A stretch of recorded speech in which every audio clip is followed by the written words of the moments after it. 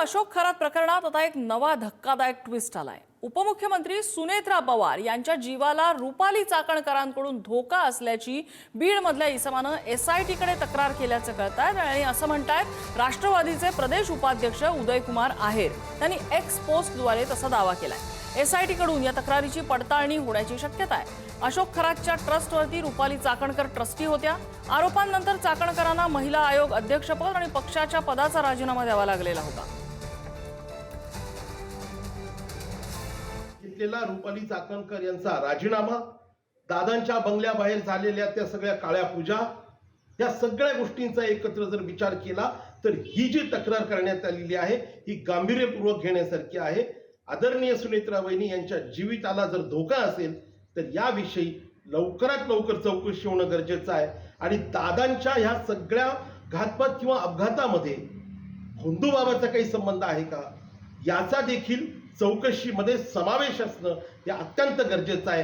राष्ट्रवादी काँग्रेस पक्षाचा प्रदेश उपाध्यक्ष म्हणून मी पक्षाच्या वतीने ही मागणी या निमित्ताने करतो आहे। त्याच्यामध्ये जे सुनेत्रा वहिनींना माझ्याकडून धोका आहे, खरंच हे खूप हास्यास्पद आहे। आम्ही आदरणीय दादा गेल्यानंतर जे वहिनींमध्ये दादांना पाहतोय आणि वहिनींनाच आम्ही सर्वस्व मानतोय, असं असताना तुम्ही जर माझ्यापासून त्यांच्या जीविताला धोका आहे, हे खूप अशा गोष्टी जर व्हायरल होत असतील तर हे सर्वस्व चुकीचं आहे। आम्ही इथून पुढे आमच्या पालकमंत्री आदरणीय वहिनी आहेत, त्यांच्या प्रत्येक गोष्टीवर आम्ही चालणार आहोत। म्हणजे त्यांनी जे सांगितले प्रोटोकॉल पक्षाचे, त्या प्रोटोकॉलनुसार आम्ही त्या दृष्टिकोनातून चालणार आहोत। हे सगळं आता उघड झाल्यामुळे या निनावी पत्राची गंभीरपणे दखल घ्यावी अशा प्रकारची विनंती मी SP बीडचे यांनाही केलेली होती।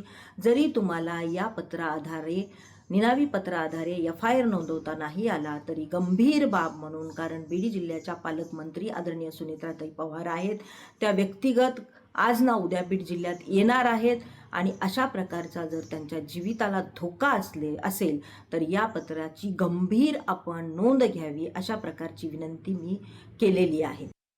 आणि आमचे प्रतिनिधी उदय नागरगोजे आपल्या सोबत आहेत। उदय, बीड मधले हे कोण कार्यकर्ते आहेत ज्यांनी तक्रार केलेली आहे, नेमकं म्हणणं काय त्यांचं?